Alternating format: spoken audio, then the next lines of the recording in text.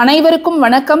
நான் தமிழரசி பாலமுருகன். நாளைய தினம் சித்ரா பௌர்ணமி, செவ்வாய்க்கிழமை 23/4/2024. நாளைய தினம் நாம் சொல்ல வேண்டிய மிக முக்கியமான சக்தி வாய்ந்த ஒரு மந்திரத்தை இந்த பதிவில் நான் உங்ககிட்ட பகிர்ந்துக்க போகிறேன். அதை நாளைக்கு நீங்கள் 1 நிமிடம் செலவு செய்து அந்த மந்திரத்தை ஒரு தடையாவது நீங்கள் நிச்சயமாக சொல்லணும். அவ்வளவு புண்ணியம் நமக்கு சேரும். நாளைக்கு சித்திரகுப்தர் பிறந்த நாள், அவதரித்த நாள் அப்படின்னு கூட சொல்லலாம். சித் அப்படின்னா மனம் அப்படின்னு அர்த்தம். அப்த அப்படின்னா மறைந்து இருக்கக்கூடிய அப்படின்னு அர்த்தம். நம்முடைய மனதில் மறைந்து இருக்கக்கூடிய ஏராளமான நாம் செய்த நன்மைகள் மற்றும் தீமைகளை அடிப்படையாக கொண்டு நம்ம பாவ புண்ணிய கணக்குகளை எழுதக்கூடியவர் தான் இந்த சித்திரகுப்தன். இந்த சித்திரகுப்தன் சிவபெருமான் ஒரு முறை உலகத்தில் உள்ள உயிர்கள் எல்லாம் செய்யக்கூடிய பாவம் புண்ணியத்தை எழுதுவதற்கு ஒரு தங்க பலகை தயார் செய்தாராம். அதில் ஒரு ஓவியத்தை வரைந்தாராம். அதை பார்த்த பார்வதி தேவி, இந்த ஓவியம் ரொம்ப அழகாக இருக்குது, இதுக்கு உயிர் கொடுத்து இது பேசினா எவ்வளோ நல்லா இருக்கும் அப்படின்னு சொல்லிட்டு அந்த சித்திரத்துக்கு உயிர் கொடுத்தாராம் பார்வதி தேவி.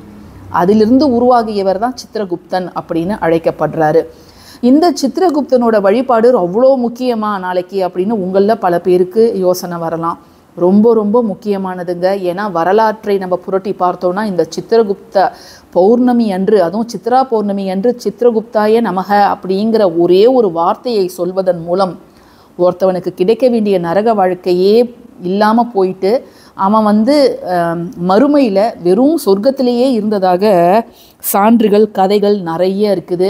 அந்த கதையை இப்போ நான் உங்ககிட்ட சொன்னேன்னா அதை உங்களுக்கு கேட்கக்கூடிய பொறுமை இந்த காலத்தில் யார்கிட்டேயுமே இல்லை. அதனால் நீங்கள் இதை மட்டும் ஞாபகம் வச்சுக்கோங்க.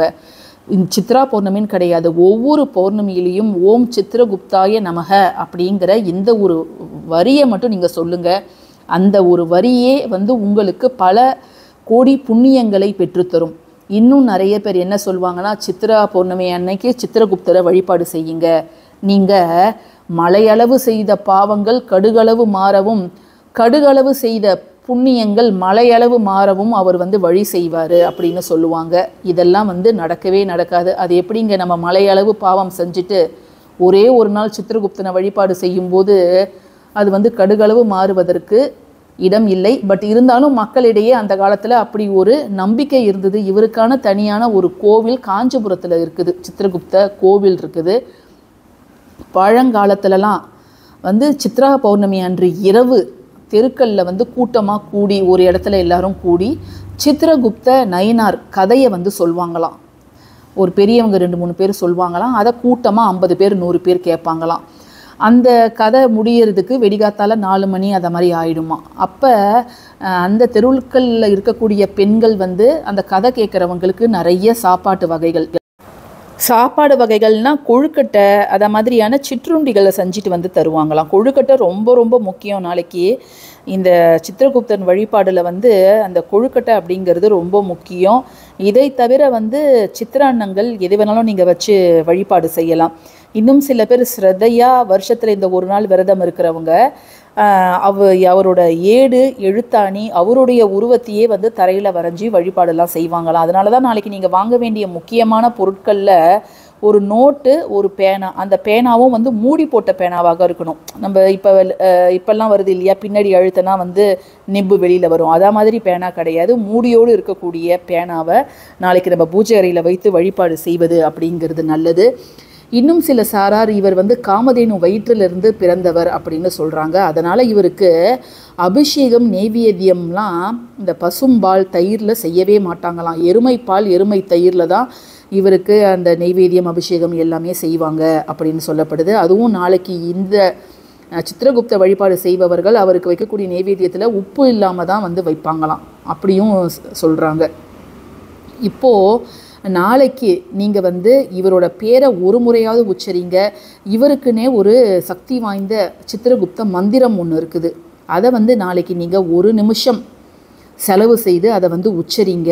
உங்களுடைய பாவங்கள் குறைவதற்கும், புண்ணியங்கள் அதிகரிப்பதற்கும், உங்களுடைய ஆயுள் அதிகரிப்பதற்கும், செல்வ விருத்தி அடைவதற்கும் நிறைய வாய்ப்புகள் இருக்கின்றன. அதனால் நாளைக்கு இதை உச்சரிப்பது அப்படிங்கிறது ரொம்ப ரொம்ப முக்கியமான ஒரு நம்மளுடைய கடமை அப்படின்னே கூட சொல்லலாம். நிறைய புத்தகங்கள்லாம் இப்போ வந்திருக்குது இந்த பூஜையை பற்றி.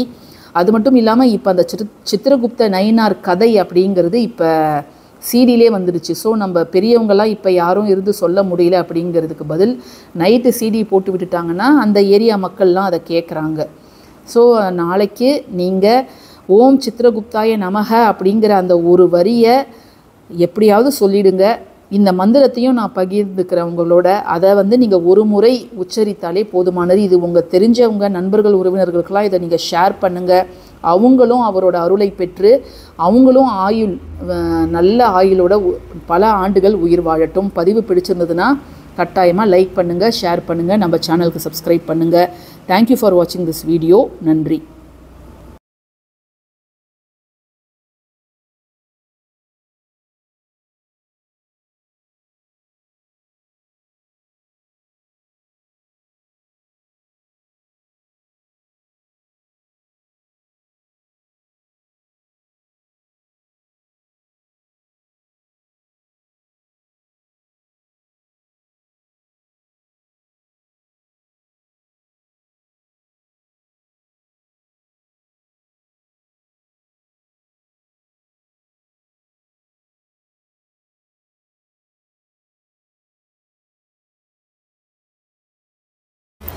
இப்போ நீங்கள் பார்க்குறது தாங்க சித்திரகுப்த மந்திரம். இதை நாளைக்கு ஒரு முறையாவது அவசியம் எல்லாருமே சொல்லணுங்க.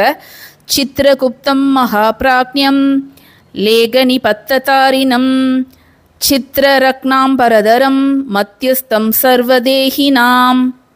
ஸோ இதை எல்லாருமே சொல்லுங்கள். நாளைக்கு எல்லாரும் சித்திரகுப்தரை வழிபாடு செய்து பயனடைங்க. நன்றி.